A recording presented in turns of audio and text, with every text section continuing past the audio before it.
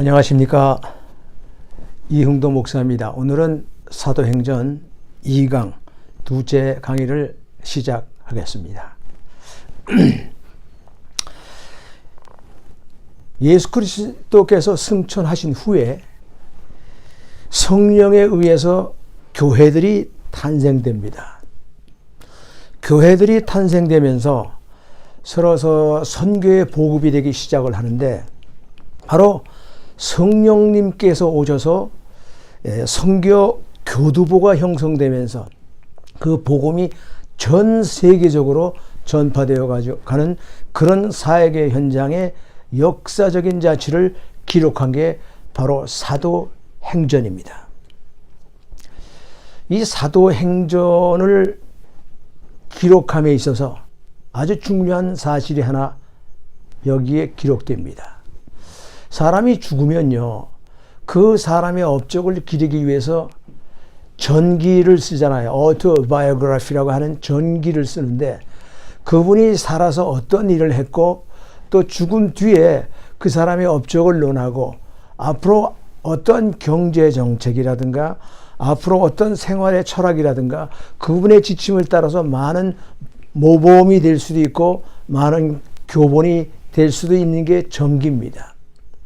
그런데 이 사도행전이 사건이 발생된 동기를 보면요, 이 사도행전은요, 예수 그리스도께서 돌아가셨잖아요.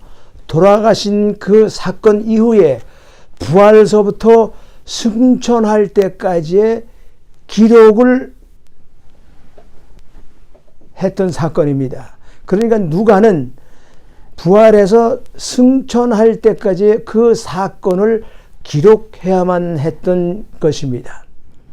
그래서 이 바울은요, 누가는 누가복음을 끝낸 다음에 바로 그 승천할 때까지의 기록을 누군가는 적어야 되는데, 바로 누가가 이 럭키한 행운을 잡은 겁니다. 바로 부활해서 승천할 때까지 그 기록을 누가 작성하느냐, 누가 그 기가 막힌 사건, 세계 역사에는 그런 일이 없을 겁니다. 사람이 죽어서 다시 부활해서 부활한 다음에 승천할 때까지 이 역사적인 사건의 기록은 이 세상 어디에도 없는 겁니다.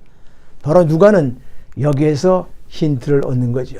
그래서 사도행전은요, 바로 사도행전이 탄생되기까지는 누가가 어떻게 그 사건을 발견하고 쓰여지게 되었는가, 여기에서 누가 사도행전이 이루어지게 됩니다. 그렇다면 이 사도행전이 탄생되기까지는 어떠한 사건들이 기록되었을까요? 사도행전이 탄생되기까지는요, 오늘 본문 1장에서 1절에서 5절까지의 말씀입니다. 오늘 1절에서 5절까지는요, 이 속에 사도행전을 탄생시키기 위한 엄청난 세 가지의 사건이 기록되었다는 겁니다. 그래서 이 세 가지의 사건을 우리가 기억하지 않고 이 세 가지의 사건을 우리가 이해하지 않는다면 사도행전은 우리가 이해할 수가 없습니다. 사도행전은 오순절날의 성령 강림의 사건이다, 오순절 사건이다라고 힘을 줘 얘기를 하지만, 사도행전은 거기서부터 출발되는 게 아니라 그렇게 되어지기까지의, 어떻게 그렇게 되어질 수 있는가 요인이 1절서부터 5절까지 쓰여졌는데, 그 안에 쓰여진 세 가지의 사건을 끄집어내므로 말미암아 사도행전은 이렇게 탄생됐다 하는 사건을 우리가 알게 될 겁니다. 이 사도행전 사건의 탄생을 알아야 앞으로 사도행전이 진행되는 과정, 그 다음에 사도행전에서 이끌어나가는 사역의 현장을 우리는 하나씩 배워 나갈 겁니다. 여러분, 우리가 특히 감사해야 될 것은 이런 우리 올림픽 장로교회에 사도행전을 하나님께서 연구하고 강의할 수 있도록 주신 것, 너무나 감사한 겁니다. 우리가 일평생 교회를 다닌다면서 로마서라든지 사도행전 제대로 강의를 해보지 못하고 사도행전 한번 성경 공부로서 듣지 못한다면 그건 참 불행할 겁니다. 올림픽 장로 교인 여러분, 여러분들은 너무너무 행복한 거예요. 해피한 겁니다. 왜 회피한 거냐면 사도행전이 우리에게 주는 교훈과 이 사도행전을 따라서 우리 갈 때에 우리 올림픽 교회 교인들도 그렇게 변해간다는 겁니다. 그렇게 놀라운 기적의 역사를 이룬다는 겁니다. 그렇게 놀라운 이방 선교의 큰 업적의 교두보가 될 줄 믿습니다. 그렇다면요, 우리가 먼저 알아야 될 건요, 이 누가라고 하는 사람을 우리는 알아야 됩니다. 누가는 누구일까? 누가는 누구일까라고 하는 이 누가의 인물 존재, 인물 품격을 우리는 알아야 이분의 놀라운 역사의 또 성경의 기록을 이해할 수가 있게 됩니다. 이 벌써 누가는요, 우리 지도 이렇게 보면 안디옥이 있고 수리아가 있는데 그 수리아 안디옥에서 의학을 공부하고 예수를 믿은 후에 바울과 함께 선교 여행에 동참하게 됩니다. 특히 그건 우리가 바울 서신에서 보면요, 바울은 누가를 어떻게 설명하고 있느냐면요, 골로새서 4장 14절에 보면 사랑을 받는 의사 누가와 데마에게 내가 문안하노라, 이런 말씀의 귀절이 적혀 있습니다. 또한 디모데후서 4장 11절에 보면요, 누가만 나와 함께 마가를 데리고 오너라 하는 그러한 말씀의 귀절도 적혀 있습니다. 또한 빌레몬서 24절에 보면 나의 동역자 누가와 마가와 데마에게 문안 드리노라 하는 말씀이 나옵니다. 그래서 이 누가는요, 바울이 2차 선교 전도 여행을 떠나면서 바울과 함께 누가는 동참했던 겁니다. 누가는 거기서 의사이고 문학가이고 또 역사가이고 비평가이기도 합니다. 아주 틀림없는 사람이에요. 아주 예리하고 꼼꼼하고 자기의 의술을 다 버리고 그것을 영적인 치료자의 공헌함으로 말미암아 예수님께 자기의 모든 것을 드린 분이에요. 그래서 이 바울과 동역 후배자가 되면서 바울의 그 아픈 것도 치료해주고 바리와 동역자가 돼서 예루살렘부터 시작해서 로마의 끝까지 선교 여행을 떠날 때까지 누가는 동참하고 바울이 순교할 때까지 누가는 같은 생을 이루었다고 합니다.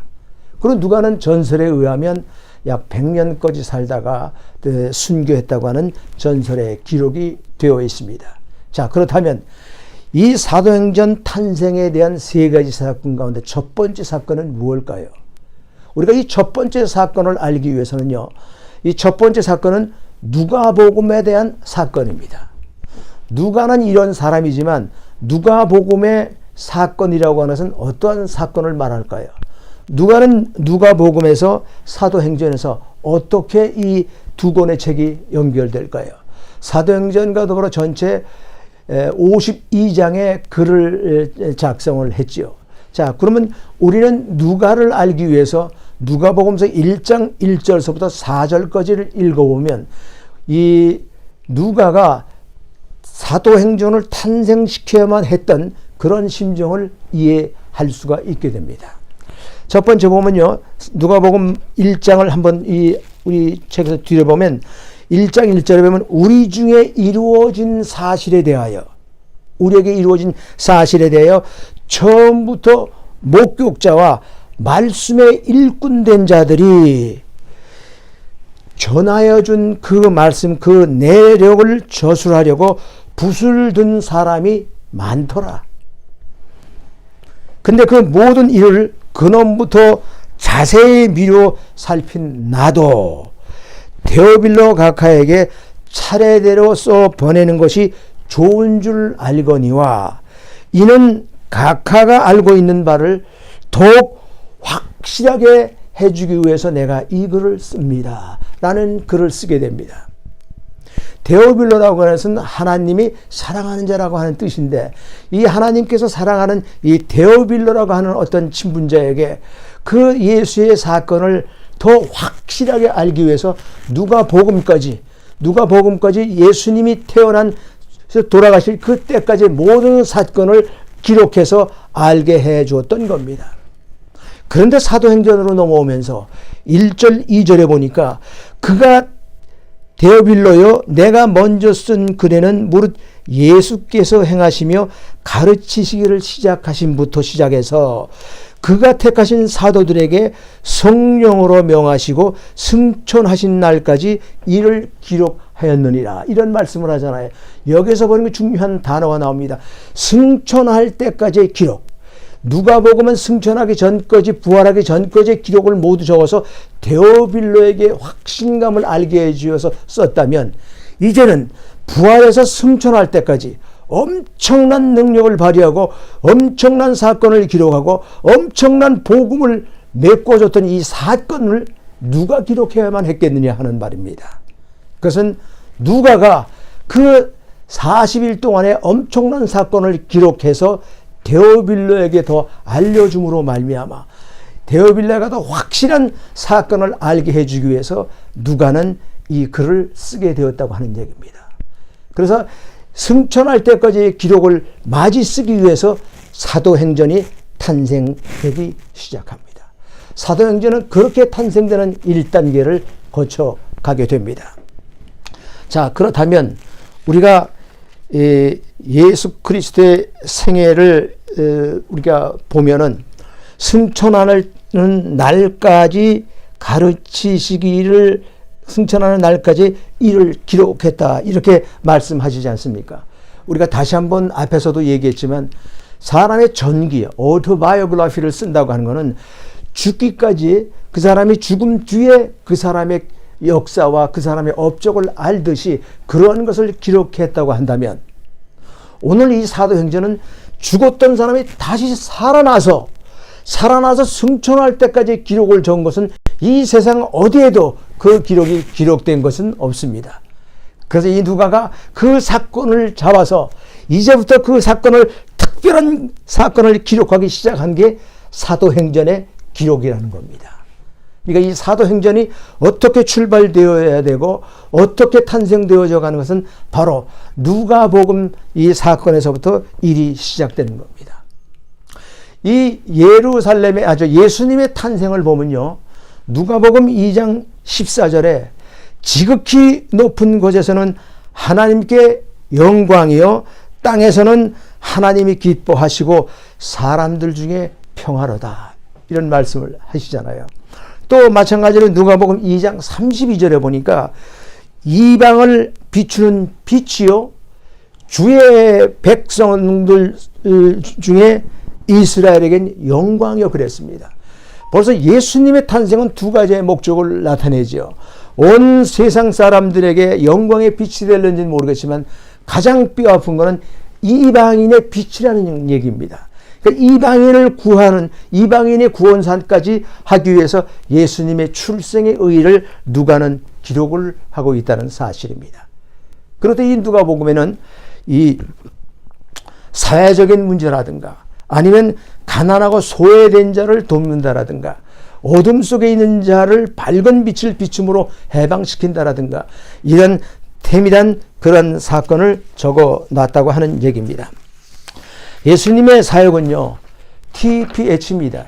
티칭하고 프리칭하고 힐링함으로 말미암아 예수님의 사역의 중점이 됩니다. 그래서 사복음서에 보면요, 마태복음서부터 시작을 해서 요한복음 24장까지 모든 장르를 보면요, 거기에는요 예수님이 걸어온 발자취와 승천까지 100여 가지 사건이 기록되어 있습니다. 제가 오늘 여러분과 이 라운드 테이블에서 같이 스터디를 한다면 제가 분명히 이 스터디 페이퍼를 나눠드릴 수가 있는데 그러지 못하는 것이 안타깝습니다. 여기에는 100여 가지 사건이 있기 때문에 복음서라든가 신약서를 공부할 때는 반드시 이 원 페이퍼를 비사이드 놓고 비교해가면서 우리가 말씀을 연구해내면 더 많은 것을 이해할 수 있고 더 많은 것으로 우리는 복을 받을 수가 있습니다. 첫째, 이 사건의 종이는요, 예수님께서 탄생해서 유년 시절부터 시작을 해가지고 예수님의 세례를 받는 초기의 사역과 갈릴리 사역으로부터 시작을 해서 갈릴리 사역을 떠나서 유대 지역의 사역과 베레아의 사역과 그 다음에 마지막 예루살렘 일주일 사건을 통해서 십자가에 못 박혀 돌아가심으로 말미암아 부활과 승천까지의 기록을 100여 가지의 사건을 여기다가 기재해서 사건마다 기록해 놓은 겁니다. 예를 들자면 많은 사람이 예수를 믿었다. 그 다음에 마르다, 마리아, 나사로를 방문했다. 이런 일목요연한 사건을 성경에서 뽑아낸 게 100가지의 사건입니다. 이것을 옆에 놓고 우리가 이 사도행전도 그렇게 공부를 한다면 더 많은 도움이 될 겁니다. 오늘 누가는 이 100가지의 사건이 사복음서에 있음을 우리에게 알려주는 겁니다. 그러나 이 누가가 여기 힘줘서 얘기하는 것은 그렇지만 그 이후에 부활해서 승천할 때까지의 기록은 누가 했겠느냐 이 말이죠. 누가 하느냐 이 말이죠. 그래서 누가는 얼른 부활서부터 승천할 때까지 예수님의 놀라운 사건과 예수님이 우리에게 미처 알려주지 못하고 강한 메시지를 줬던 사건들을 알게 해줌으로 말미암아 사도행전을 쓰지 않을 수 없는 누가의 입장이 되었다고 하는 얘기입니다.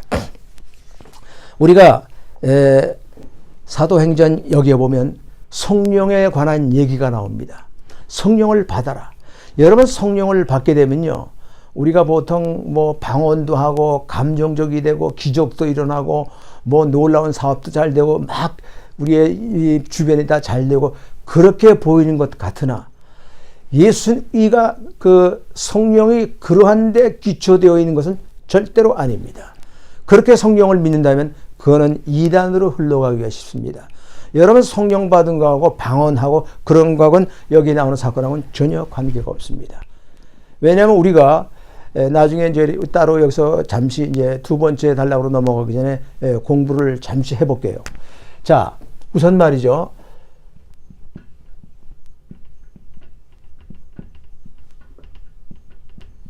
성령 세례를 받으면요, 그 다음에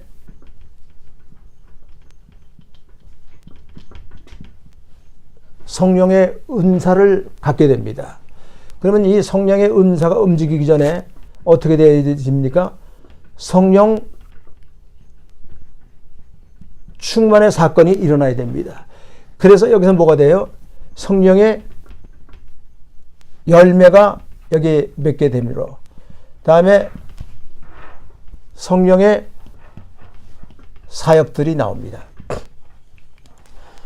우리 몸에 내가 예수 그리스도의 아들로 접해서 성령이 나에게 들어오면 고린도전서 1장 22절에 보면 뭐가 나오 후손인가요? 거기 보면 22절에 보면 하나님의 아들로 인치심을 받음으로 말미암아 내가 너에게 성령을 주노라 그랬잖아요.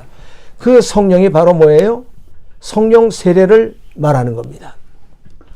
성령을 받아야 권능을 받고 성령을 받아야 내가 은혜가 충만하고 성령을 받아야 내가 능력이 있게 되어진다고 하는 얘기입니다. 오늘 그 단계까지 가기 전에 일단 이러한 단계가 보입니다. 성령 세례, 다음에 성령 충만의 은사가 오는데 성령 세례의 능력을 받게 되면 교회에서 내가 사역할 수 있는 일꾼이 되어줘야 되잖아요.